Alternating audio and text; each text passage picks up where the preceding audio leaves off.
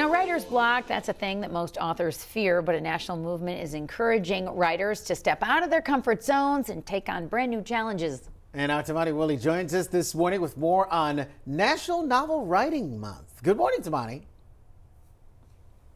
Good morning, Dan. Good morning, Julie. Good morning, everybody. It's Halloween, but we are focusing on November because tomorrow starts NaNoWriMo. That's a short acronym for National Novel Writing Month. And we are here at the Bethlehem Public Library with librarian Rachael C. What's your last name, Rach?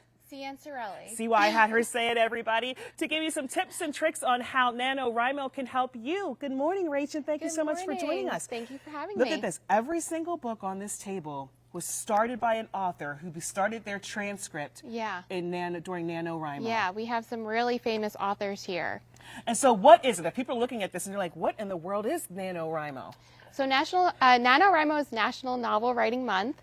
It's a challenge that happens every year worldwide, and you just write 50,000 words in a month. That's right. So some people challenge themselves to write a little bit every day, or they carve out time on the weekend. Yeah. But the goal is at the end of the month of November that you have basically a transcript, a first draft of a book transcript ready to go. Yep, exactly. And so how are libraries across the state like yours helping people during NaNoWriMo? So our library, we're having write-in sessions.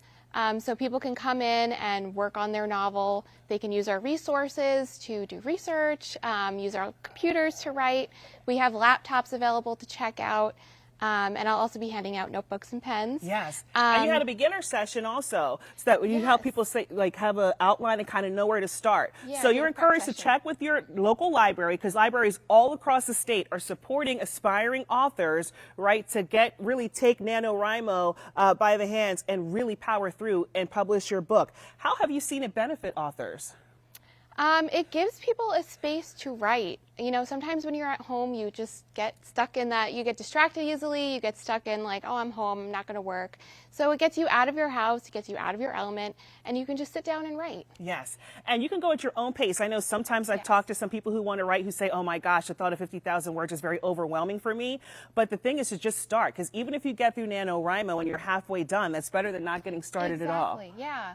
All right, so what do you want to say to get all those aspiring writers out there to take the November by the hand and go and run with their book? Just do it. Just sit down and write, and then the more you do it, the better you get at it. All right, coming up the next hour, everybody, we have a USA best-selling author whose book got started during NaNoWriMo. How cool is that, Dan and Julie? My two authors sending it back to you. Yeah, we look forward to that, Tamani. Thanks. Do you remember that whole process of getting started? It's hard. I mean, I remember my first one. It was, I just buckled down and sat down and wrote it. It took me about 6 months. Second one was a little longer than that, but I don't know about you. Yeah, with my two books, I had to write when I felt inspired, and that was the challenge. I couldn't just sit and write. I had to feel it. It's hard. Yeah, it's hard, but we look forward to the next segment.